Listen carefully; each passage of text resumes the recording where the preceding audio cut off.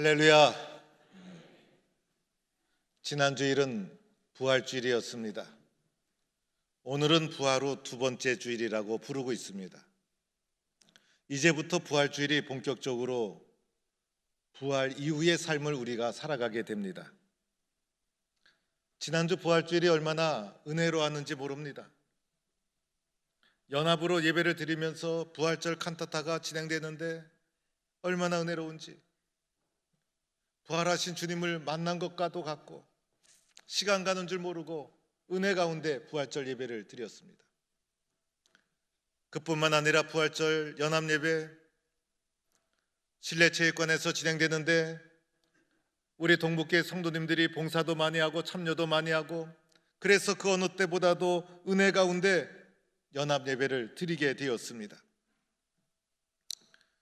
기독교 신앙의 출발은 부활 신앙입니다.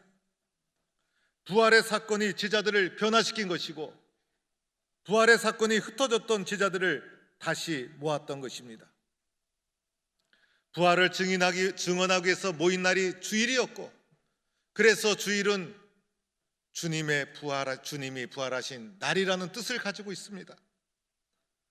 그래서 초대교회 매주일마다 부활주일로 지키면서 부활을 증언하는 사람이 초대교회였고, 그리스도인들은 부활을 믿는 사람들이 그리스도인이었어요.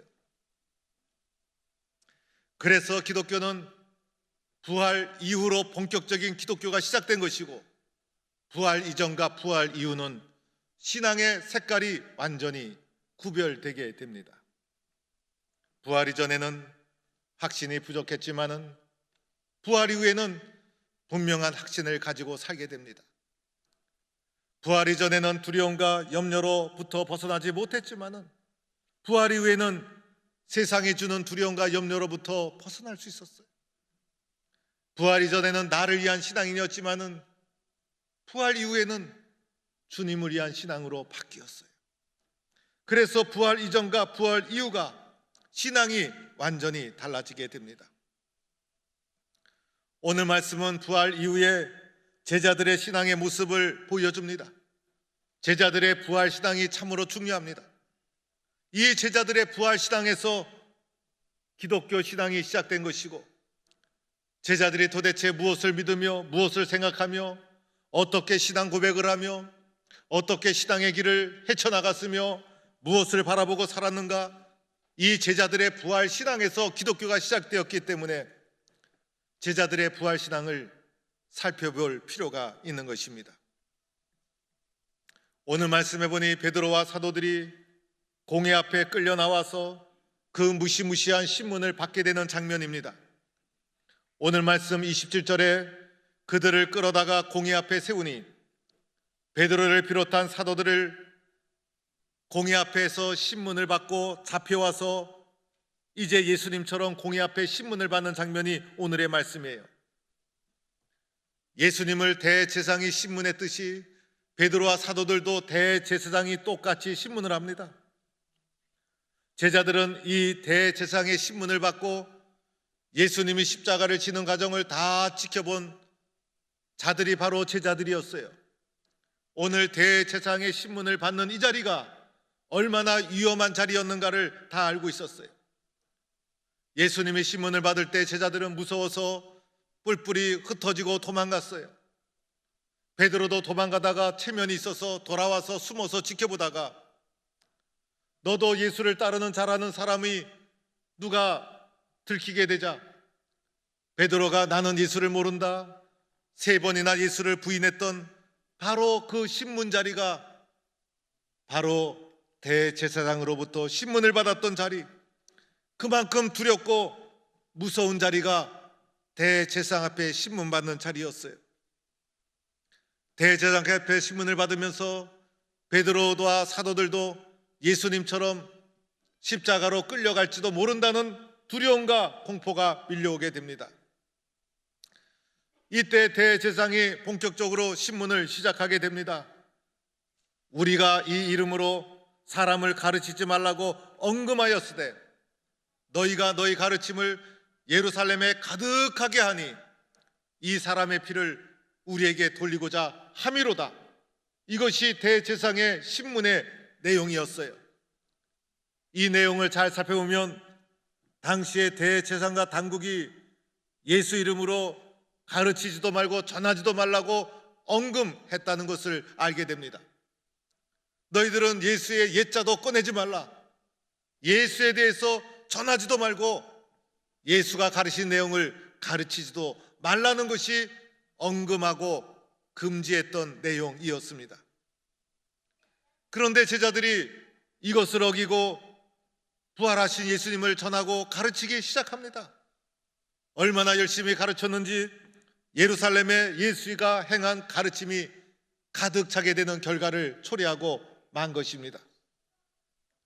그러자 대제사장이 베드로와 사도들을 불러서 그들에게 책임을 추궁하는 거예요. 예수의 피를 우리에게 돌리고자 함이로구나. 예수는 죄를 지어서 십자가에 못 박았는데 너희들이 예수를 그렇게 전하고 가르치니 무죄한 예수를 죽인 그 피의 값을 우리에게 돌리고자 함이로구나 라고 하면서 제자들의 죄를 추궁하고 있는 것입니다. 대제사장은 제자들의 이러한 법을 어긴 행위를 용서할 수가 없었던 것입니다. 그래서 단호하게 제자들을 징계해서 더 이상 예수 이름이 퍼지지 않도록 막아야만 했던 것입니다. 오늘 성경에는 이렇게 간단하게 나와 있지만은 제자들이 신문받는 과정에서 얼마나 많은 회의와 협박을 받았을까?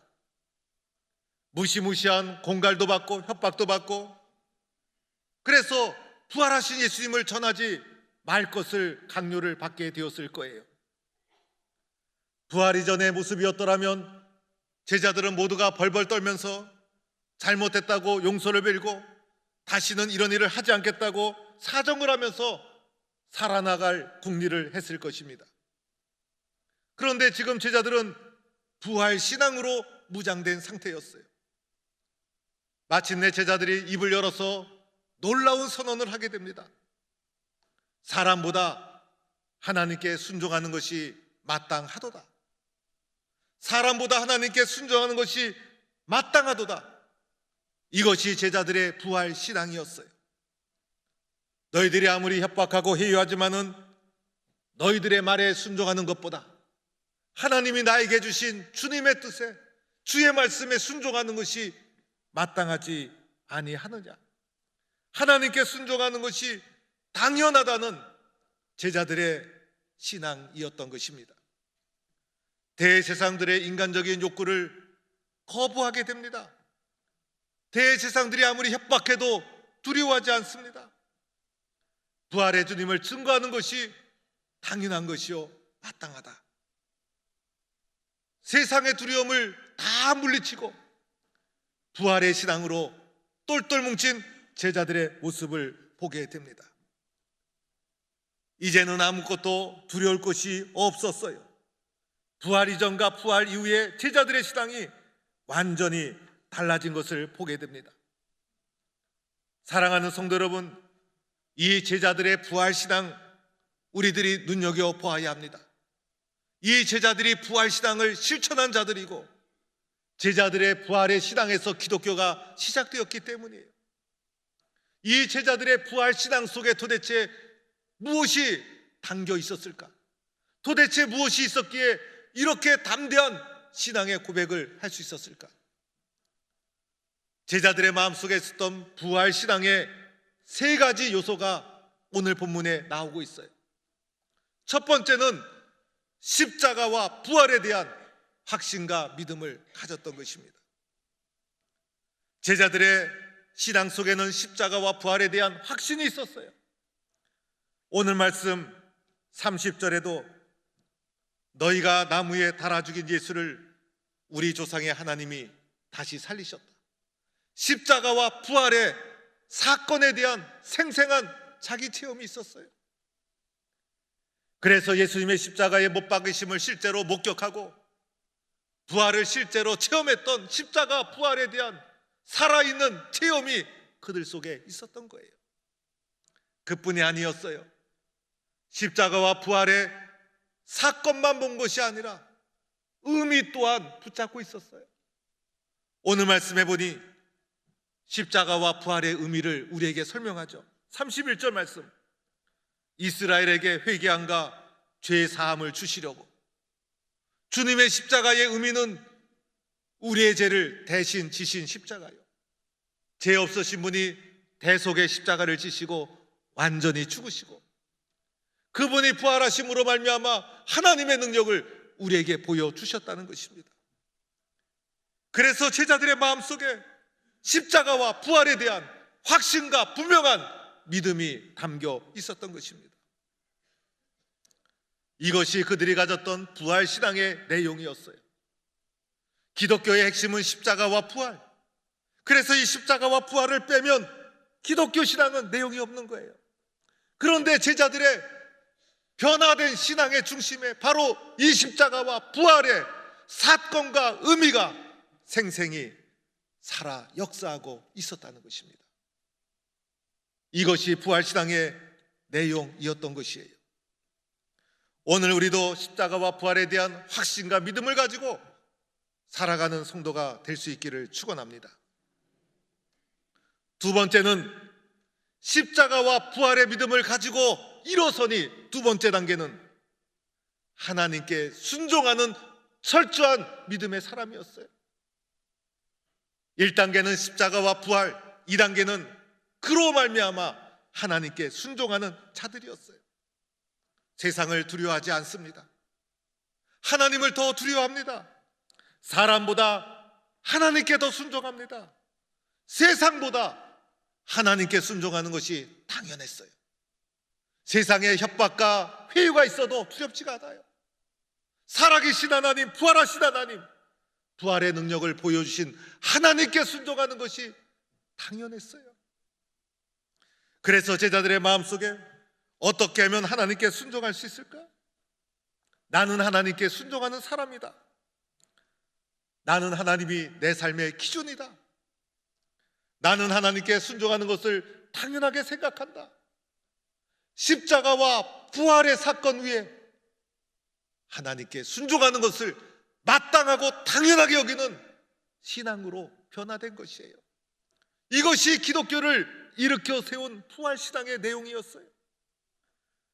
오늘 대세상이 예수 이름으로 전하지도 말고 가르치지 말라, 부활신앙이 없었더라면 그 말을 듣고 세상 앞에 순종하고 말았을 거예요.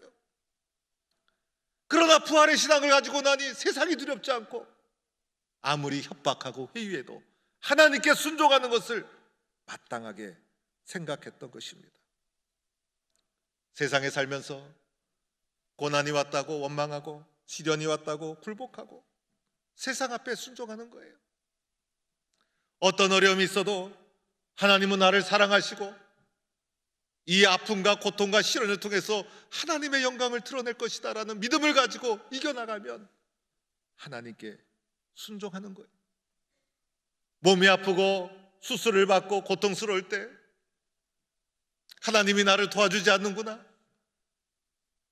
원망하고 슬퍼하면 세상 앞에 순종하는 거예요.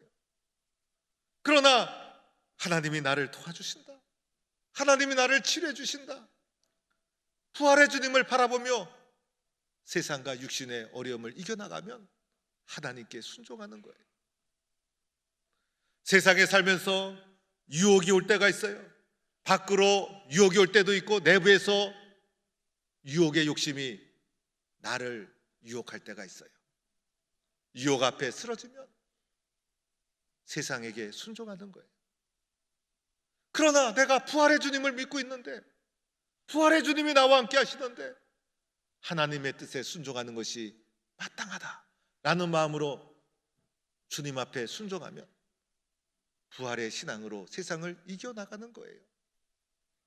그래서 부활의 신앙인은 십자가와 부활을 믿고 그 터전 위에 하나님께 순종하는 것을 당연하고 마땅하게 받아들이는 것, 이것이 부활 신앙인의 모습이었고, 이런 부활 신앙인의 믿음으로 살아가는 성도가 될 수 있기를 축원합니다. 세 번째는 우리가 하나님께 순종할 때 성령께서 도와주신다는 사실이에요. 오늘 말씀 32절 마지막, 하나님이 자기에게 순종하는 사람들에게 주신 성령도 그러하니라. 내가 하나님의 말씀 앞에 순종할 때 나 혼자가 아니에요.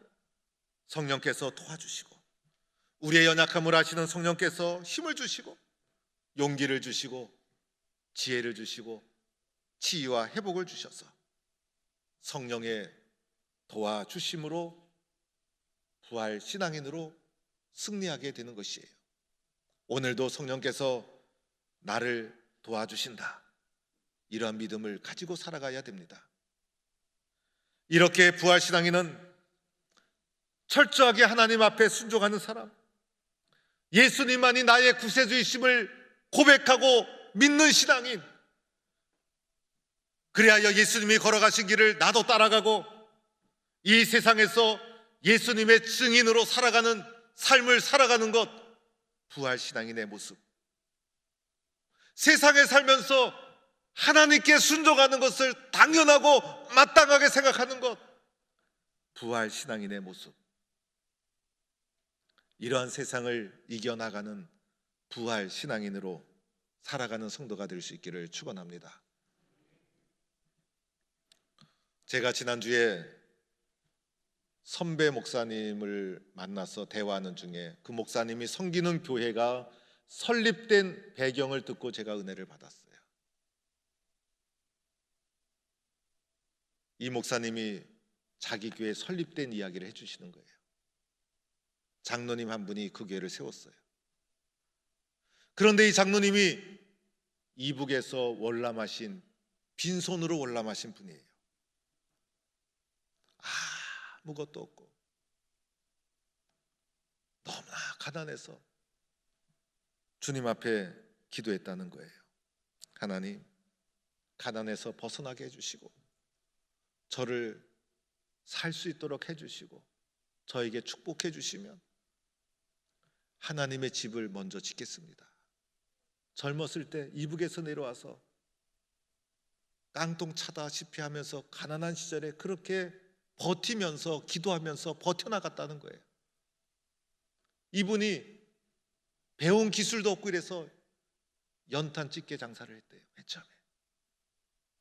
그러다가 그 장사가 잘 돼서 장사에 재능이 있어서 연탄 장수를 하고, 그걸 또 얼마나 열심히 일을 하시는지 연탄 도매업을 하시다가 나중에는 놀랍게도 연탄 공장까지 만들었대요. 그래서 서울에서 그 지역에서 돈을 많이 벌었다는 거예요. 나도 이제 살 만큼 되었으니 내 집을 하나 잘 마련해서 편하게 살자. 그래서 자기 집을, 좋은 집을 마련하려는 순간 월남에서 굶주리고 배고팠던 시절에 눈물로 기도했던 그 기도가 가슴에서 살아나더라는 거예요. 내가 그렇게 기도하지 않았느냐? 하나님이 너를 축복해 주셨는데 그 기도 어디 갔느냐? 그래서 이 장로님이 마음에 너무 찔려가지고 존경하는 목사님을 찾아간 거예요. 목사님, 제가 장사를 하면서 돈을 벌어서 이곳저곳 땅을 사놨는데 목사님, 교회에 적당한 자리 목사님이 고르십시오. 그래서 목사님이 골랐대요. 골랐더니 교회를 건축할 때 이 장로님이 사재를 털어서 다 지원을 해서 교회를 세우게 되었다는 거예요. 그 교회가 지금은 신도시로 이전해서 2,000명 가까운 큰 교회가 되었어요. 우리 교회 김두만 목사님이 그 교회에 있다가 우리 교회 온 거예요. 확인해 보세요. 진짜예요.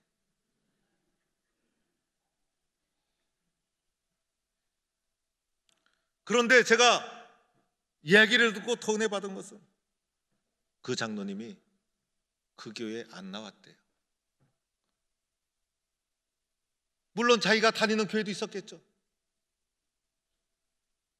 자녀들에게도 유언을 남겼대요. 내가 세운 교회 나가지 말아라. 내가 땅 사고 교회 건축하고 그 교회 내가 나가면 내 교회 된다. 주님의 교회다. 나가지 말아라. 그래서 그 가족을 담임 목사님도 한 3번 정도밖에 못 봤대요.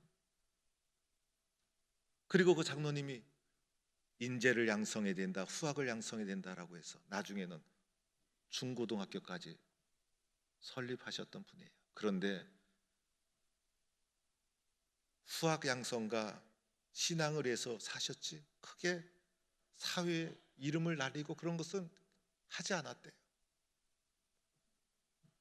제가 그 음성을 들으면서 저 자신도 하나님의 뜻을 듣고 마음의 양심에 들려오는 하나님의 말씀에 순종하는 자로 살아가야 되는데 오늘 우리가 본질에서 많이 벗어나고 있구나 라는 생각을 하면서 말씀의 은혜를 받았어요. 하나님의 말씀에 순종하는 것, 이 세상 살면서 하나님의 말씀에 순종하는 것, 하나님 중심의 삶을 살아가는 것, 이것을 당연하고 마땅하게 여기며 살아가는 부활 신앙인이 되기를 주의 이름으로 간절히 축원합니다.